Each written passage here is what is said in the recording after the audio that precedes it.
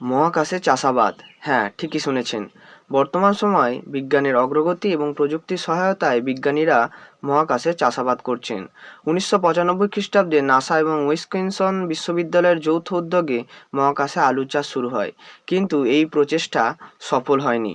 2002 খ্রিস্টাব্দে আন্তর্জাতিক মহাকাশ কেন্দ্রের স্পেস লাভার মধ্যে একটি গ্রিনহাউস নির্মাণ করে লাল, নীল এবং সবুজ বিভিন্ন বর্ণের এলইডি আলো জ্বালিয়ে ভেজ পদ্ধতির অবলম্বন করে সবজি চাষ শুরু হয়।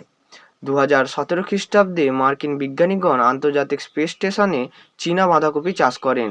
এরপর 2020 খ্রিস্টাব্দে নাসার মহাকাশ বিজ্ঞানী এবং ফ্লাইট ইঞ্জিনিয়ার কেট রুবিন্স স্পেস স্টেশনে মূলো চাষ করেন। এছাড়াও বিজ্ঞানীরা চাষ করেছেন মহাকাশে জিনিয়া ফুল। মহাকাশে চাষাবাদ করার মূল উদ্দেশ্য হল পৃথিবীর কক্ষপথের ন্যূনতম অভিকর্ষ বলের মধ্যে পৃথিবীর উদ্ভিদের বিকাশ এবং বৃদ্ধির ধারণা লাভ করা। আজ এই পর্যন্তই, দেখা হচ্ছে পরের ভিডিওয়। ভালো লাগলে অবশ্যই লাইক এবং সাবস্ক্রাইব করে চ্যানেলের পাশে থাকবেন।